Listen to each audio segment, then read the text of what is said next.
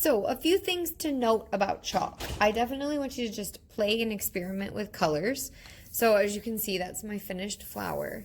But on this side, let's just put some colors down. So, like, this is y'all's favorite thing to do with chalk. Pretty much, right? And that's awesome.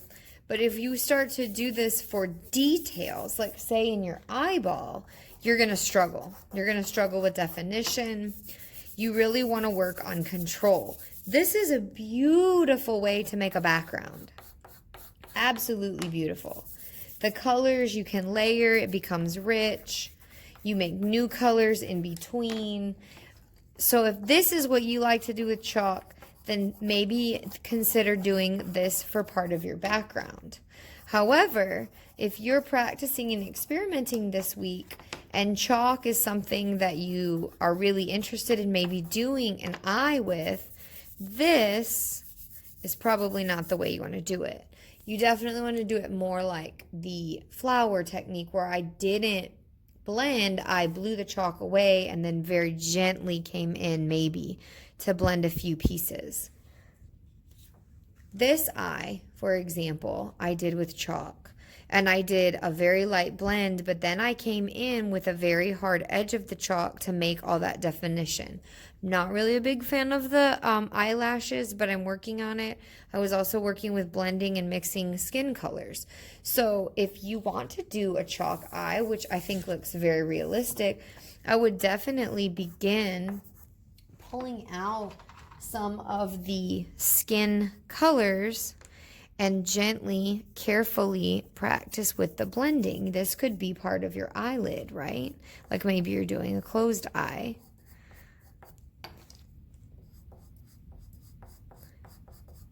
You put that white down and then you bring the peach on top to make that lighter version, right? And then if you really need a good highlight, up on top. But there's a variety of, I don't know what color this is, I can't tell. Yeah, it's a dark brown.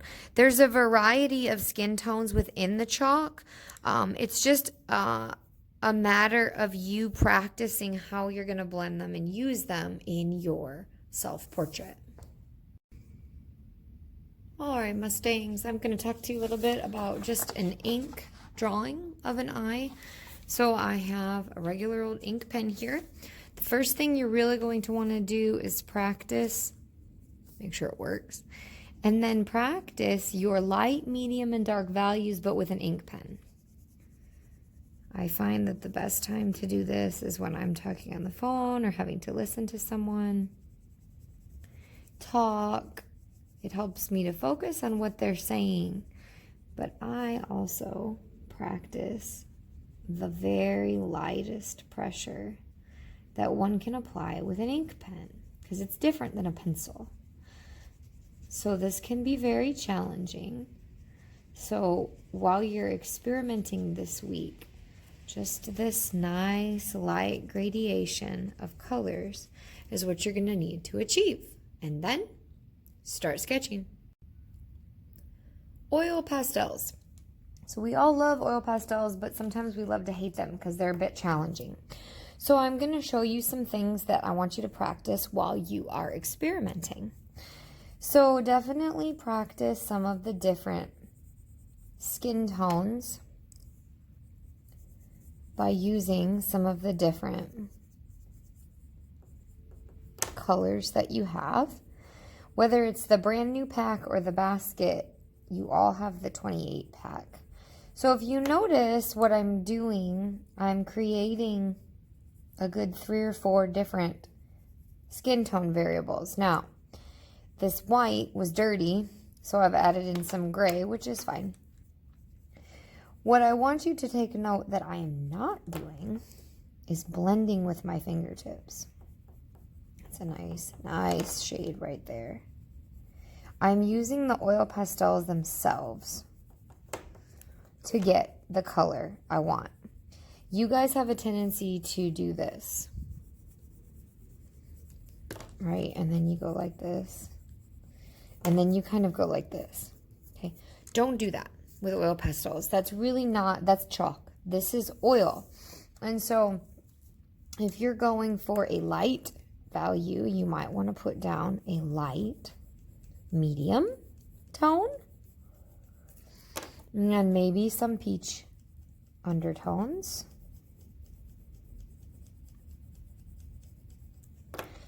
And maybe you have some freckles. Then you go back over it with that medium. And you've achieved a more realistic freckle and a more realistic skin tone. If it's darker than that, I kind of still tend to start with a medium as the base. And then bring in that darker color. And so you don't have to go super dark, but you might in some areas where there's more shadow. Then you come back in with that medium and it blends it into a medium. Even if you go over the dark, there's still a difference between where it was lighter and darker. Then you can always come back in if you need to. But just because you have a dark skin color doesn't mean it has to be flat. You're still going to have light, mediums, and darks. So practice that. Maybe if you're trying to draw a nose, you know, like we've worked on, right? We've done these. You would add in those medium to dark values where the shading and the shadow is. Obviously, with oil pastels, you're going to have to draw bigger. But as you can see, as I go over that medium, I'm creating like a third color, right? And then if I remember correctly, we did some value here and underneath the nose too.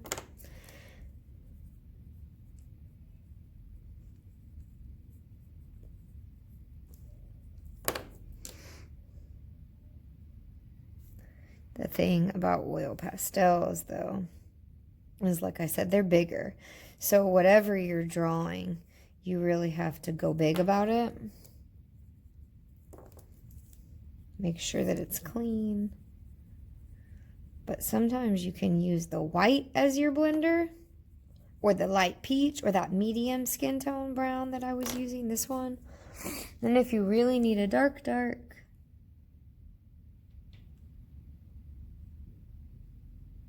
you lay down a little black, and then you would go back over it with that brown to get the dark tone. So, practice.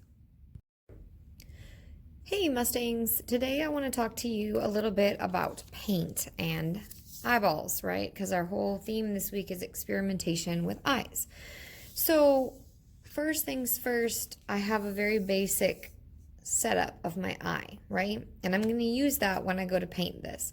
But before I go to paint this, I think I need to mess around a little bit with the paint and see what sort of colors I can get. So I use this palette to create that eye, along with some colored pencils afterwards. So I kind of want to show you how to do some multimedia stuff and to prove to you that I used the same things that you did and got the same results.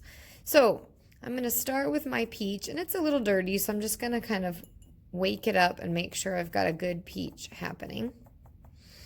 And I'm just going to play with that color. There's a little bit of like a gray in it, so I might want to make it a little bit warmer. So we know that the warm colors in our palette are red, yellow, and orange, right?